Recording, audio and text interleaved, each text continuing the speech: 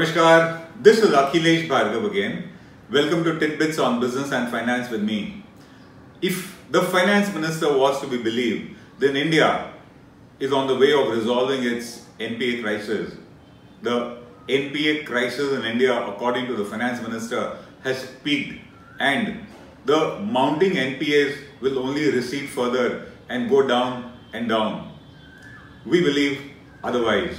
We think that the Indian economy as well as the Indian banking system continue to reel under the NPA crisis, under the crisis of what economists call the twin balance sheet problem.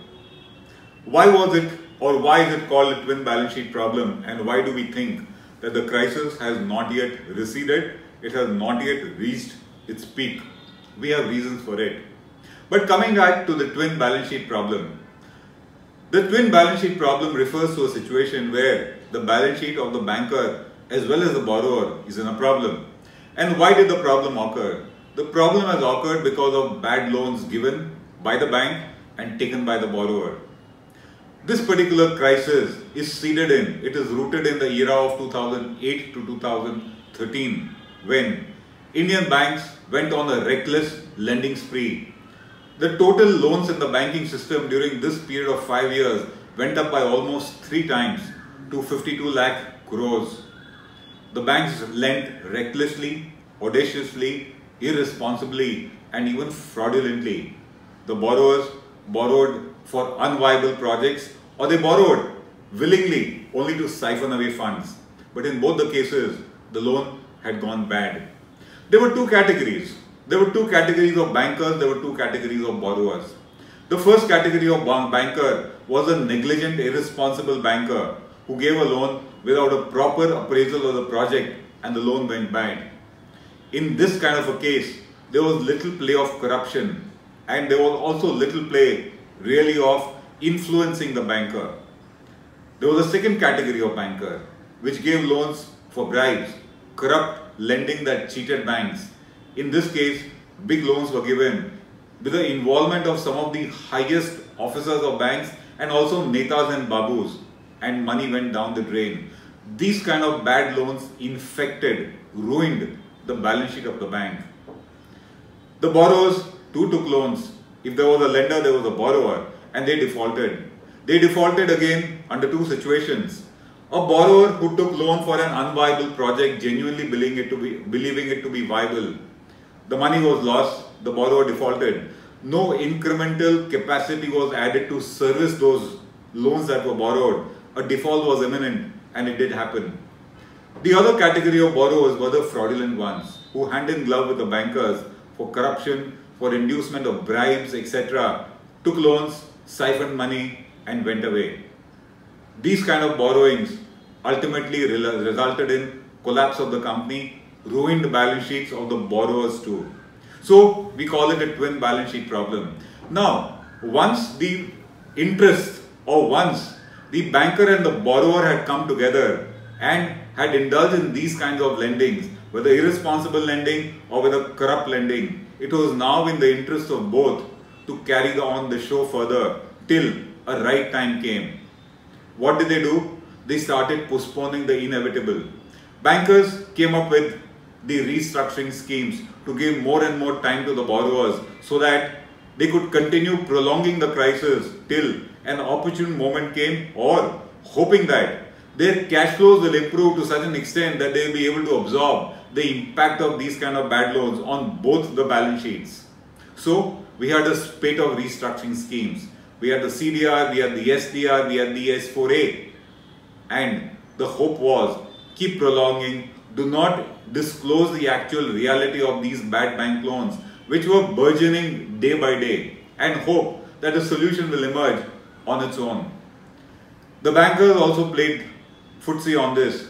They also kept postponing the inevitable. They also did not disclose the NPA accounts, and it suited everybody, the borrower as well as the banker. The bad loan not being recognized is what both wanted, and hand in glove with them were the independent directors on the boards of the borrowers and the banks who headed the audit and accounts committee, which helped to manipulate the financial statements and not disclose the bad loans at all. To top it, the auditors were willing colluders in the game. This also created another crisis, as we call it, a crisis of poor, impoverished companies but rich promoters, because the promoters had taken away the money. These companies down the line started collapsing. The collapse started happening because beyond a point you could not keep hiding this reality. It started spilling out in the open, and this was around middle of 2015. Mr. Raghuram Rajan gets the credit for having forced the banks to start disclosing, but we think it was disclosure which was done late and not in an adequate time.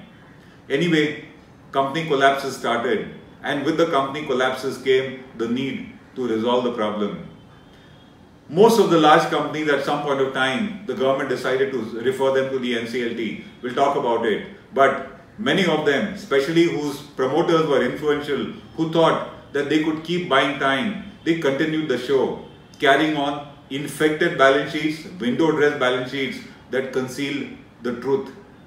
We are now seeing a situation like we saw in the case of ILFS, we are seeing in the case of DHFL, for example, we are seeing in the case of even the likes of Bharti Airtel and Reliance Arcom, wherein the bad loans, over-borrowed companies, they manage to window dress the bad loans, but they can't do any more and defaults are imminent. So we are seeing a situation where another era of defaults will begin, and it will belie the government's contention that the NPAs have peaked. So what is the situation at the moment in this regard? The government ordered the Reserve Bank of India to take the 12 big NPA accounts to the NCLT for a resolution. It was expected to be resolved within 270 days. It will be 540 days on 31st March 2019, and so far, out of the 12 large accounts that got referred to the NCLT for resolution, only 3 have been resolved, 9 have not been. So the NCLT, for very obvious reasons, has not given the kind of resolution that the government promised would come. In the meanwhile, NPAs keep mounting. It was very evident when the Reserve Bank of India permitted banks to restructure, give additional time for the NPA accounts of MSMEs. And the purpose was again to delay the inevitable. They have given time to them till 2020, which means another almost 3.5 lakh crores of potential NPAs have been postponed. They will finally come on board. There is also a large NPA building up, and it's said to have already taken place in the Mudra loans and in the Kisan credit cards. And if these get recognized, the finance minister's claim that NPAs have peaked will be proven to be wrong, and which is what we think. We think a second crowded train of NPAs is going to arrive, both of large corporates as well as of MSME accounts as well as of rural loans, and the NPA crisis will only balloon further. The only way to handle this is going to be to keep recapitalizing banks. We think India may need to recapitalize banks to the tune of about almost 1 lakh crores per year for the next 5 years.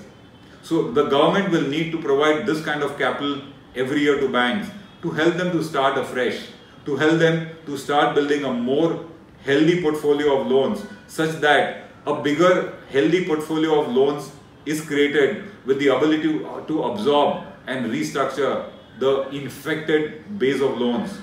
Until that is not done, the NPA crisis will continue. NPAs will continue to come out in the open, and till recapitalization doesn't take place and the entire functioning of banks is not overhauled, India will continue to reel under the NPA crisis. It is still not resolved. This is Akhilesh Bhargav signing off till we meet again. Namaskar.